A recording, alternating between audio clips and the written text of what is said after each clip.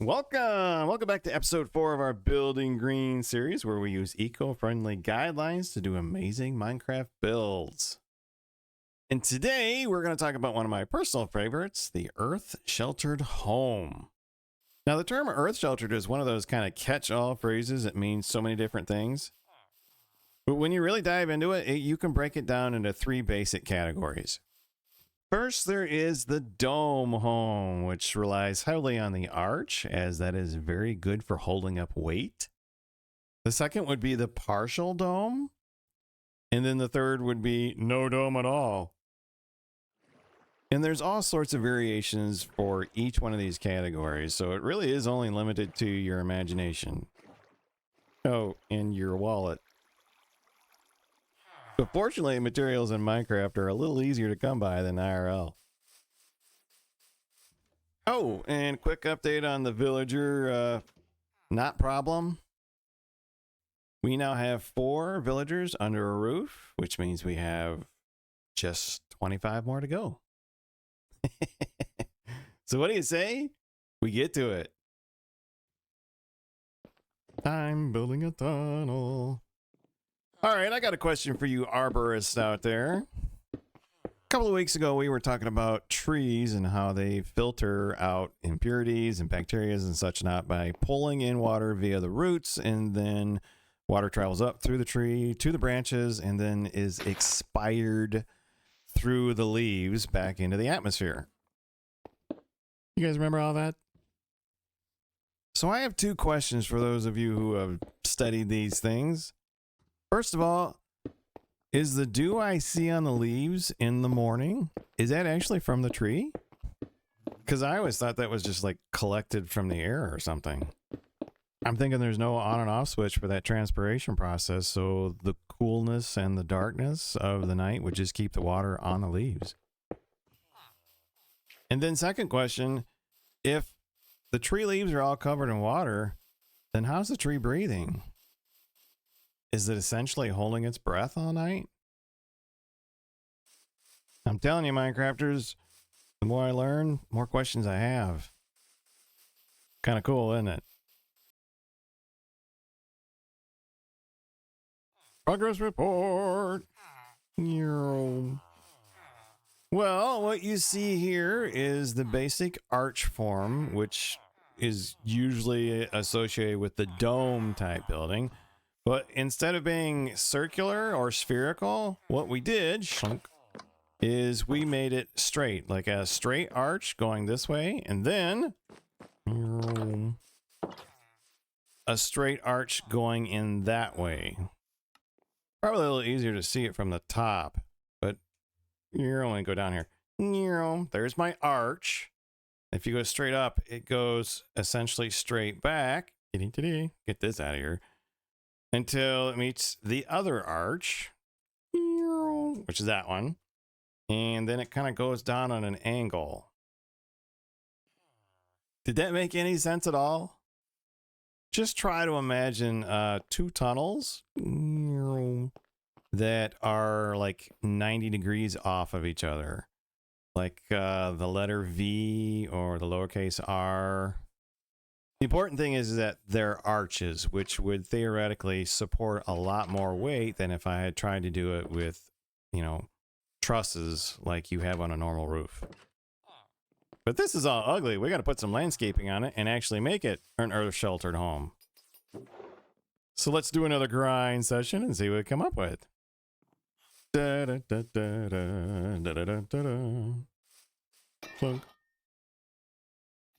Ooh. Hey, do you guys like hidden pictures? I got one for you. Can you see the deer in this picture? Look closely. When it comes to the outdoors, it really is amazing what is hiding just like 30 or 40 feet away. Here's a video of the same thing. Apologize for the brightness. Deer usually come out at either sunset or sunrise, so light's always an issue. So here's another crack at it. Yep. His head was hidden, but his tail was sticking out a little bit.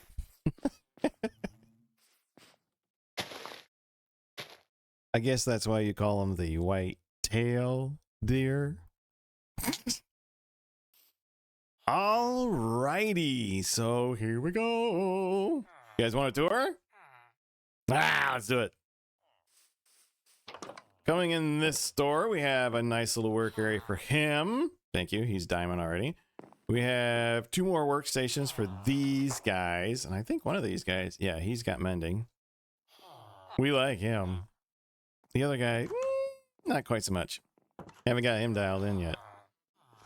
Got a little decorations. We've got some more decorations. Make it homey. This is the sleeping area. So we've got bedding for 3 guys.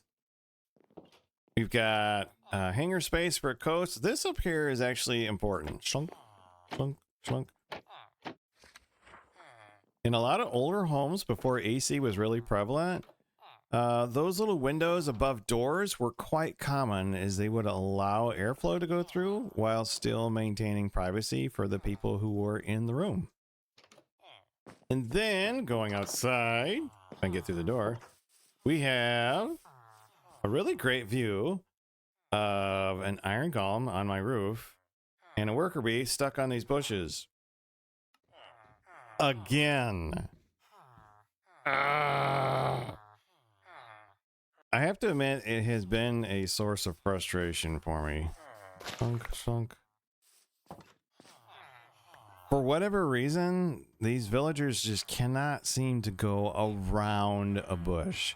So I'm really kind of forced to put in leaves in places where they look like they can get stuck. If you guys know of a workaround for that, please put it in the comments, because this drives me insane.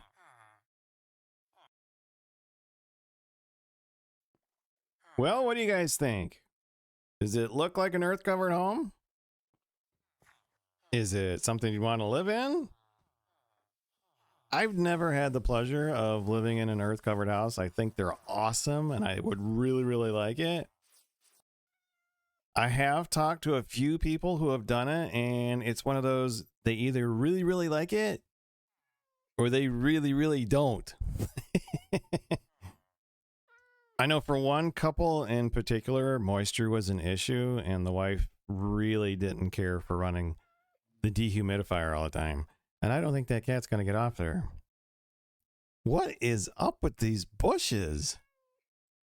I think like any other house you might buy in real life, you don't know the quality or experience level of the builder who put it together. It may be you're dealing with a pro, or you may be dealing with somebody, excuse me, who's just learning what they're doing. Oh my goodness gracious. I'm gonna have to get rid of those stupid bushes, aren't I? You don't know the skill level of the individual, so you don't know how well it was put together. You don't know if mistakes were made, it's going to come back and haunt you, or, you know, lots could go wrong. But then again, lots can go wrong on any house. One thing we can be sure of, though, is that this type of building actually works. It has some very definite benefits that are significantly better than what you would have in a conventional house. For example, heating and cooling generally takes a lot less energy. The soundproofing in an earth-covered home is much, much better than it would be in a conventional home. You don't get as much background noise. So if you're serious about recording, I don't know, videos, then it would probably be worth your while to take a look at it. And let's not forget the fact that your roof isn't absorbing heat. It is, in fact, filtering water and producing oxygen. So there's that little thing, you know. If you found value from this little episode, then please consider giving me a thumbs up. But better yet, share this with anyone who you know is a fan of the environment. Remember, the only thing necessary to make a real difference is imagination and the tenacity to blow off the naysayers. I can assure you, you do not need to follow someone else's pre-subscribed route in order to better this planet. So find your own path. Thanks for sharing your time with me, and I'll look for you in the next episode.